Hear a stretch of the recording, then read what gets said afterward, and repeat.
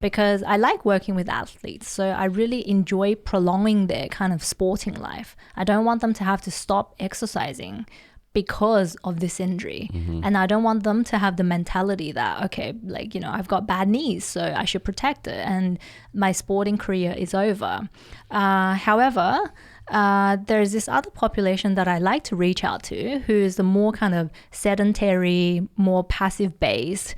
I would like to kind of preach to them that actually, you know, like if you just be a little bit active with some of the stuff that you're doing, you can have like a better life than what you have now. For example, like the office workers who are at the computer like 10 hours a day, a lot of them come with like pain 20 out of 30 days or more, like neck pain or back pain. And some of them will even have like secondary symptoms, like they will have headaches, dizziness, or like shooting pain, kind of radiating pain. And they think it's part of like normal life. Like I think in China, the word 亚健康 is very common. So I actually had somebody saying to me that. So what does that mean? 亚健康 is like suboptimal health. So I had somebody who commented to me that it's like everybody has suboptimal health in China nowadays, that, you know, I'm just trying to fit in by not being like super healthy. Really? So that's people actually have that mentality? Yeah, so I was really shocked by that. I'm like, really? Like you prefer to fit in just to and be unhealthy? Well, that's really interesting. Like, so with this, you know, the whole COVID thing going on, a lot of people are working from home. You know, they might not have as ergonomic setups in their own home. And then even globally, there's more and more people working at home. So what's your perspective on sort of this, you know, potential trend or change where people would be working in different types of locations remotely? And how does that, what are the implications, I guess, for physio and some of the work that you do? So going back to work in March, I was kind of expecting a lot of people to come through with like neck and back pain, because I'm expecting the home office setup to be really horrible. And it turned out to be half true. So half the people were, because they were lounging at home and not doing any work, they feel a lot better. And then there's the other half who, yeah, seriously, I've got people who tells me they lie in the sofa like 8 hours a day.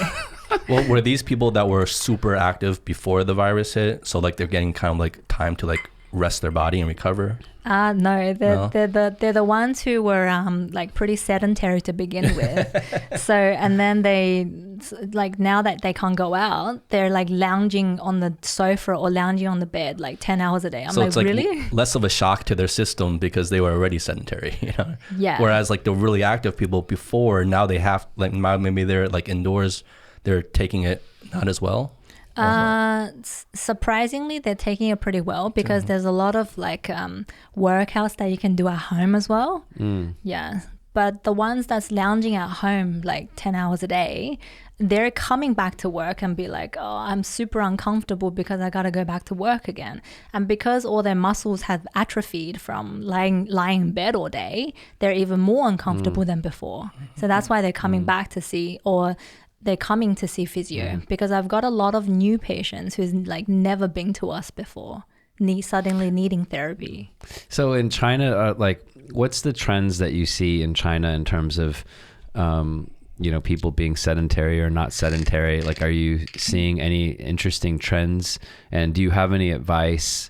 Hopefully, like in our show, we talk a lot about self-improvement. We talk a lot about fitness, and we've got a lot of different fitness people, but I'm sure there are some people for whatever reason that are a little bit sedentary. What do you see in China in terms of the trend of just people these days? And do you have any advice for people who are sedentary? I think they're getting a little bit better. So they're not as sedentary as they used to be. I do still see like maybe 80 to 90% of the population like super sedentary. 80 to 90%? I think so. Really? Yeah. And then I have people who are telling me that they work out regularly. And then I'm like, okay, sure. So what's regularly? And then they'll go like attend like a class like once a week. And they think they're super fit. But it's also like what they define as a workout too. I've talked to a lot of people and they're like, oh, I work out. You know, like, oh, I had a really tough workout today. And these are not people that were really working out before. I'm like, oh, cool. That's great. Like, what did you do? And they're Took like, the yeah. subway. No, they're like, oh, I ran on the treadmill for 15 minutes. I'm like, okay. And then like I see them on the treadmill and they're just like walking for 15 minutes on the treadmill, and like that's a workout for them. Yeah. So I think, as Eric will know, I get pretty pedantic and pretty specific about my questions when I do see a patient.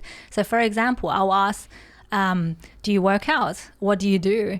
Like if they tell me running, okay, how many times a week do you run? What's your pace? Like how long do you run Show for? me right now. Seriously. Run with me right now. No. Seriously.